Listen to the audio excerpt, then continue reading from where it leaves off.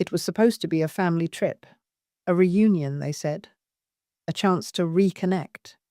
But by the time I saw the flight details, I knew exactly what they meant. My name is Doris. I'm 74 years old, and for the better part of the last decade, I've lived in the quiet shadows of my family. I babysat when needed, kept quiet at dinners, sent cards nobody opened, and nodded politely when they made plans without me. But this time, felt different. It was my daughter-in-law, Lynn, who called me.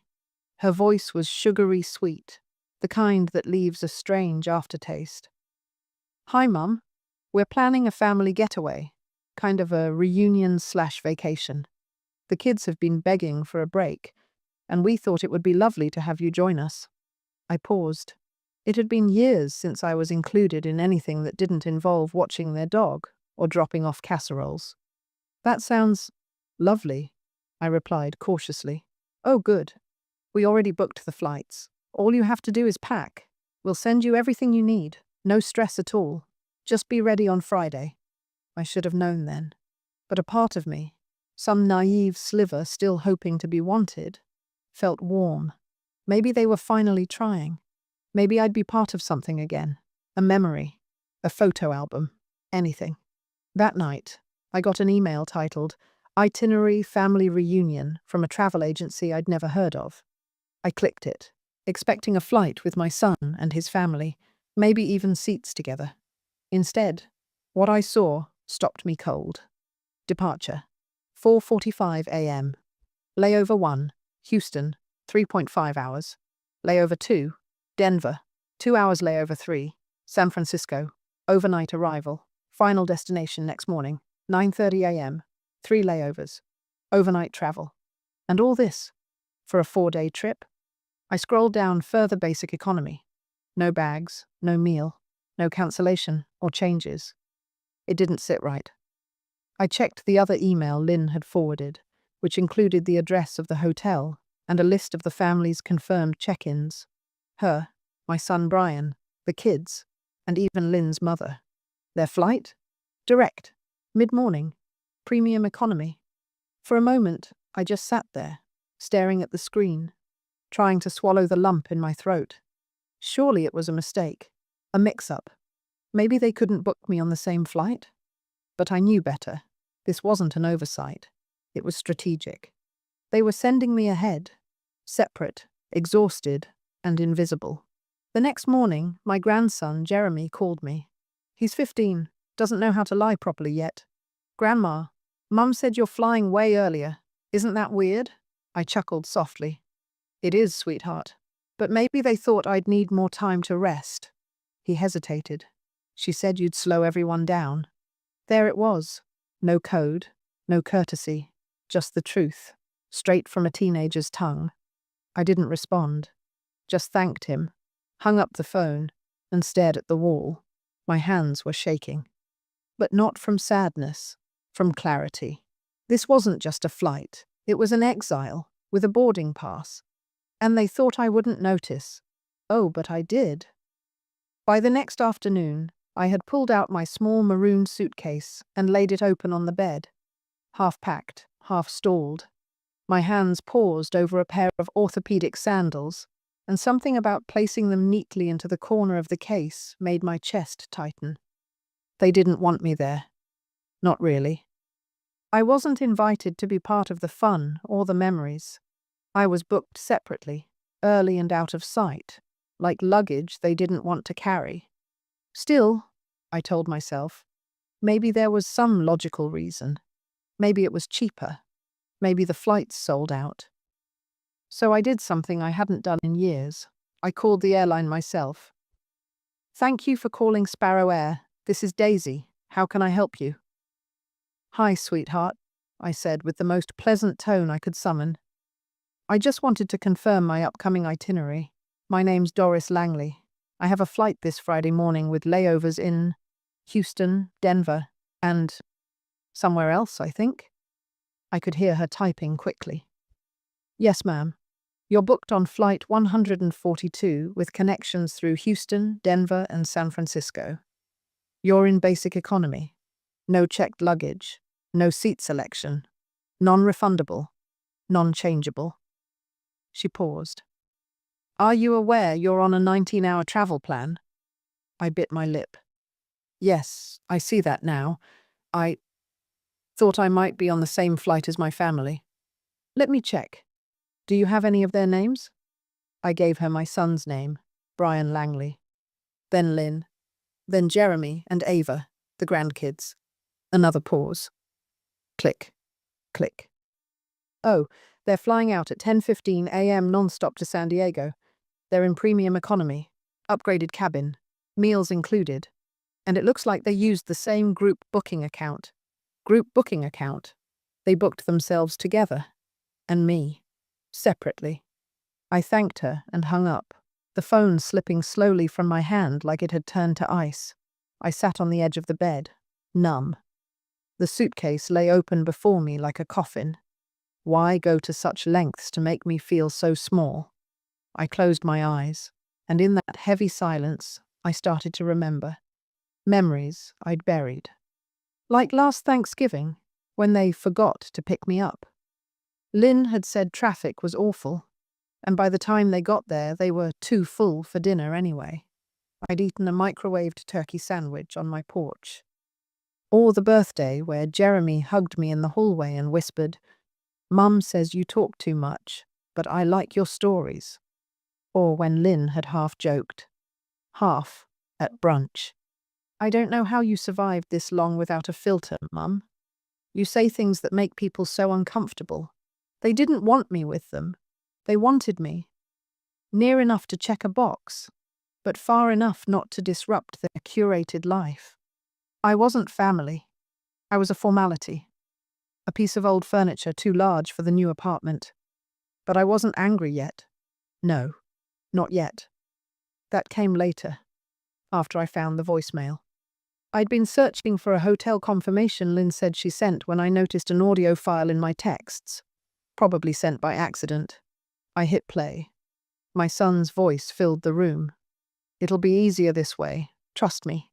She gets in first, probably too tired to join anything. We'll say we tried. She'll stay out of the way. Then Lynn chimed in, laughing. Worst case, she gets stuck at some airport. She won't even know who to ask. Silence. Then Brian said it. The words I'd never forget. She's old, not stupid, but she's close. Something in me snapped. Not all at once, not loudly. Just a clean, sharp split, like a cold wind through a cracked window. They had made a grave mistake, because I wasn't stupid. And I certainly wasn't going to fly halfway across the country on 3 layovers, just to be discarded quietly at baggage claim. The next morning, the suitcase was still open on my bed, but I had stopped packing. Instead, I was seated at my kitchen table with a mug of black coffee and a small notepad. On it, I had scribbled one word, over and over, dignity. That was what they had taken, not my seat, not my schedule, my dignity. But I wasn't going to beg for it back. I was going to take it, quietly, decisively, and with grace. I flipped the page and wrote out a list, not of what I needed to bring, but what I needed to do. The first thing on it, call the airline again. This time, I didn't pretend to be clueless. I gave the agent my details, confirmed the itinerary, then asked the question that changed everything. Is there still a seat available? On flight 1703? The direct flight, the one the rest of my family's on. Yes, ma'am, she replied. Actually, we have one seat left, in first class. How much? I asked. She gave me a number that made my chest tighten, but not from fear. I had the money, I just hadn't used it. For years, I'd been the family fallback, always saving, always available. It was time I used a bit of it. For me. I'll take it, I said. I cancelled the 3 layover journey they'd thrown at me like a bone to a dog. Non-refundable? Fine, let it rot. That seat could stay empty like the promises they'd made. And then I made 2 more moves. First, I booked a private car to the airport an hour before their scheduled ride and through a different terminal entrance. They wouldn't even know I was there. Second, I logged into the old joint credit card account my son had begged me to co-sign years ago, back when they were struggling. I'd left the card alone for years, never used it, but my name was still there. I still had admin access, and they'd used it for all their trip expenses, flights, hotel, car rentals, excursions. They hadn't even bothered to change the password. I didn't touch anything. Yet. But the seed had been planted. That evening, I packed again. This time, with purpose. A linen blouse I'd saved for something special. A book of poetry. Sandals that made me feel elegant. Lipstick I hadn't worn in years. Nothing flashy.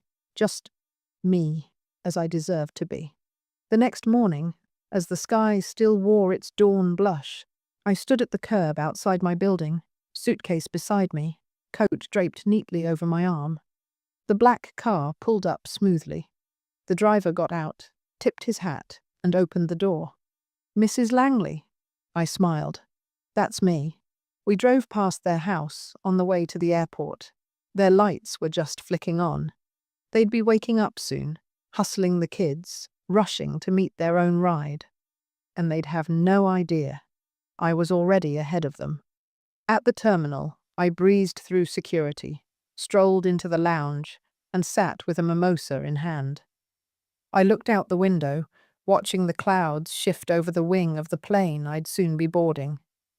And when I stepped onto that flight, first class, seat 2A, I felt something I hadn't in years. Seen, centered, certain.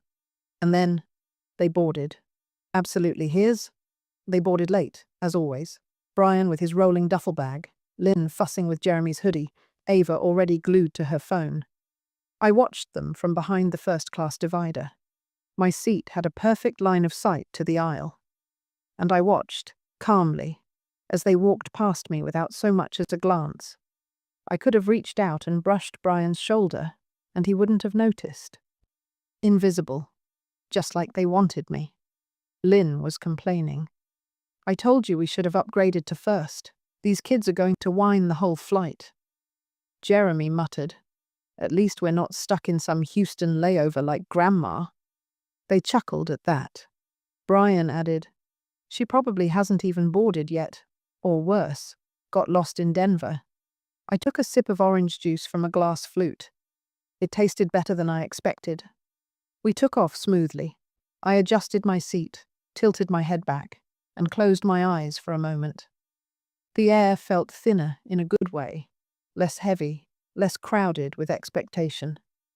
When we reached cruising altitude, I connected to the in-flight Wi-Fi and pulled out my iPad. I hadn't used it much in recent years, but today it was the centerpiece of my plan. I logged into the shared travel app Lynn had set up for convenience. They had sent me the invite years ago, hoping I'd help pay for family trips. I'd declined back then, but apparently the permissions were still active. I opened the dashboard. There it was. Trip name: Family Reunion San Diego, Hotel, Golden Vista Resort, 3 oceanfront rooms, excursions, beach picnic, yacht tour, spa day card on file, the joint account. I stared at the screen for a long time, then tapped the credit card section. Still active, still in my name. They had never removed me, not even after all these years. They probably thought I wouldn't notice, wouldn't care, wouldn't know how. I smiled. They truly believed I'd sit quietly, somewhere over Nebraska right now, grateful for crumbs and carry-ons. Instead, I was sipping chilled water in a fully reclining seat, about to dismantle their little beach fantasy from 30,000 feet. But I wasn't angry, not in the way they expected. This wasn't vengeance for vengeance's sake. This was the final line between me and them. I clicked on the hotel reservation, then tapped Modify Guest List. I removed Brian, removed Lynn, removed Jeremy and Ava, then changed the name on all 3 rooms to mine. Then I cancelled their spa appointment, cancelled the yacht tour, and finally, I changed the check-in time to 2 hours earlier. Just before I logged out, I left a note on the account.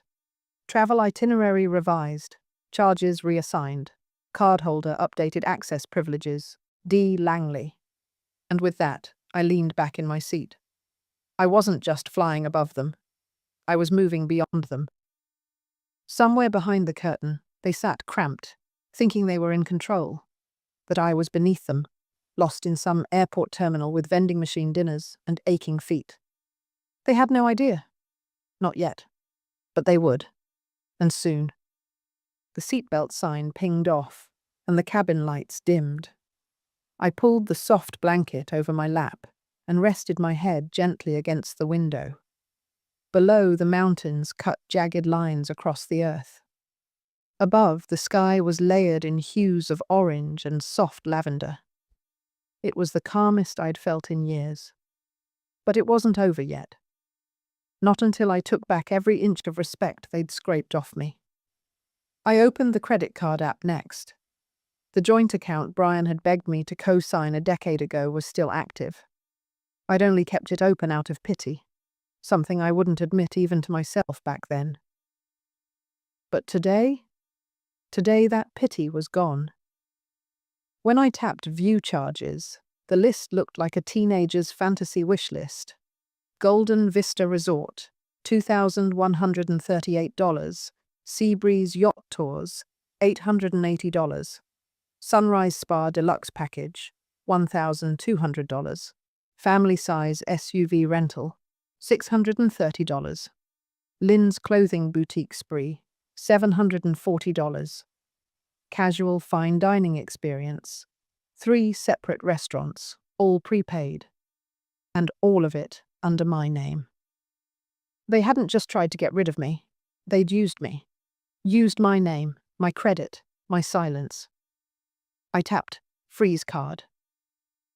The app paused for a second, then confirmed. Card access has been suspended. I didn't stop there. I contacted the hotel through the app's live chat. Good afternoon, this is Doris Langley. Due to a change in our family travel plans, only I will be checking in under the reservation. I'll be arriving ahead of schedule. Kindly ensure that no other guests are permitted to access the rooms unless approved by me directly. The concierge replied promptly, professional and pleasant. Of course, Mrs. Langley. Noted and updated. We look forward to welcoming you. I logged out and placed the tablet gently in my lap. That was it. That little tap had turned the tide. Not because of what I took away from them, but because of what I reclaimed for myself. And in the seat behind me, Lynn was laughing. Loudly. I swear she's probably talking to pigeons in Denver. Oh well, at least we'll have some peace this trip. Brian added, She'll text eventually. Or not. I turned my head slightly, just enough to catch a glimpse of them through the narrow gap between seats. Brian was reclined, his eyes closed. Lynn was flipping through a travel magazine, her lips curled in that familiar smirk. And suddenly I wasn't hurt. I was done. Done excusing their neglect as modern family dynamics. Done shrinking to keep the peace. Done letting them treat me like an afterthought. I pressed the call button. The flight attendant arrived quickly. Yes, ma'am. Could I have another glass of champagne, please? I asked, smiling. Of course. And may I just say you wear first class beautifully? I chuckled, a deep and knowing sound. Thank you, dear. It took me long enough to get here. I glanced out the window again as she walked away. Below, the clouds were starting to thin, the land emerging in pale lines and coastal glimmers. We'd be landing in less than an hour. I leaned back and imagined the front desk clerk's expression when Brian and Lynn tried to check in. No card, no room, no reservations, and no idea what had just happened mid-air. San Diego welcomed me with a breeze that smelled like the sea and sunlight that danced across the sidewalk like it had been waiting just for me. A man in a neat vest stood at the arrivals gate holding a small sign, Mrs. D. Langley, Golden Vista Resort. I smiled and approached. He tipped his hat. Mrs. Langley, your car is waiting. The resort is expecting you. As we pulled away from the terminal, I saw Brian and Lynn's flight listed on the screen above the baggage claim. Still delayed by 20 minutes due to minor turbulence. How poetic. 20 minutes was more than enough. By the time their plane touched down, I was already slipping into my suite at the Golden Vista. A corner room with panoramic ocean views, polished wood floors, and a balcony that looked like it had been stolen from a dream. The manager greeted me personally. Mrs. Langley, we've taken extra care preparing your rooms. Please let us know if there's anything else we can provide. I'll be dining in my room tonight, I said, and I'd appreciate a pot of tea delivered to the balcony around sunset. Absolutely. And just like that, I was no longer the burden, no longer the inconvenience. I was the guest of honor. At 4:12 p.m., I settled into the lounge chair on the balcony, soft jazz humming from the speakers, and watched the waves roll in. At 4:27, I heard a distant commotion below. I stood slowly and looked over the railing. There they were. Brian, Lynn, Jeremy, and Ava, arguing with the front desk. Lynn's voice, sharp and rising, carried upward. What do you mean the reservation was changed? We made these bookings months ago. The clerk remained calm. Ma'am, we've confirmed that only Mrs. Langley is listed as a guest under this account. The card on file was frozen mid-flight. Unless you can provide a new payment method, we're unable to check you in. Ava groaned. Jeremy sat on one of their suitcases and buried his face in his hoodie. Brian pulled out his phone, tried to dial. I assumed me, but I'd already silenced their numbers. They were stranded, not in another airport, not lost in Denver or stuck in Houston. They were stranded right in front of me. And I had the view. My tea arrived on time, chamomile with a hint of honey. I lifted the delicate porcelain cup to my lips and smiled as I watched Lynn pace and flail her arms at the front desk manager like a wind-up doll wound too tight. Down below, Brian looked up. His eyes scanned the hotel. I could tell he was trying to spot me. For a second, I wondered if I should step back into the room, hide the moment. But I didn't. I stood still, holding my tea with both hands, gaze steady and unblinking. He saw me. His jaw clenched, his mouth opened slightly. Lynn turned to follow his gaze. Her face paled. And I raised my cup gently in a toast. A silent one. To all the years they pretended I was invisible. To all the holidays I spent in silence. To every accidental insult masked as humor. I toasted to that. Then turned and walked slowly back inside. They didn't knock right away. It took them another 2 hours to find a temporary solution. A dusty roadside motel 6 miles away, with no ocean view, no working AC, and no memory foam anything. The front desk staff offered them bottled water and a sympathetic shrug. By then, I had already finished dinner. Grilled salmon, roasted vegetables, and a slice of lemon tart I hadn't planned to eat, but did, slowly and deliberately. At 9:15 p.m., the knock came. 3 hard taps on the polished door. No hesitation, no grace. I let it sit, let them stew on the other side, imagining me packing, or panicking, or ashamed. Then I opened the door. Lynn stood there, arms crossed, nostrils flared. Brian behind her, red-faced and rigid. Ava and Jeremy lingered near the elevator, whispering. "Mum," Brian said, voice tight. "What the hell is going on?" "Hi, Brian," I said softly. "Lynn." They pushed their way in like it was still their house and not my suite. Lynn marched toward the balcony, arms waving. "You cancelled everything. You used the travel app, didn't you? You froze the card." "Yes," I said calmly. "I did." Brian's voice cracked with frustration. "Why would you do that to your own family?" I turned slowly to face them, my hands resting lightly on the back of a velvet chair. "You didn't invite me here as family," I said. You sent me ahead like a package you didn't want to carry. You laughed about it. You made jokes about me getting lost. You used my name, my credit, my kindness. Brian opened his mouth, but I raised a hand. I heard the voicemail. I know what you said. Lynn rolled her eyes. You're blowing this out of proportion. I was supposed to take a 19-hour journey through 3 airports, while you all flew comfortably and arrived refreshed. You knew I'd be exhausted. You planned for it. You hoped I'd opt out last minute or collapse in transit. Brian looked down. He didn't deny it. Why didn't you just talk to us? He muttered. I stepped closer, not angry, just clear. Because talking hasn't worked in years, Brian. When I speak, you all hear noise. When I show up, you all see a delay. But when you needed a co-signer, a babysitter, a holiday chef, you saw me then. Lynn's lips twitched. She wasn't used to not having the last word. I didn't ruin your trip, I added. You did that yourselves. I simply stopped funding it. Brian took a deep breath. So what now? You enjoy your motel, I said. Check out the local diner, take a long walk, reflect. Lynn huffed. You're unbelievable. No, I said, stepping back toward the door. I'm done being unbelievable. I'm seen now. They stood there in awkward silence. I'll call a cab, Brian said flatly.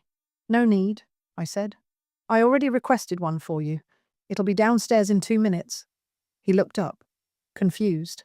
I'm not cruel, I said. Just finished. They left without another word. As the door clicked shut, I let out a breath I didn't realize I'd been holding for decades.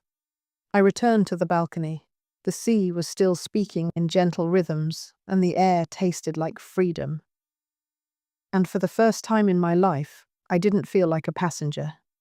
I felt like the pilot,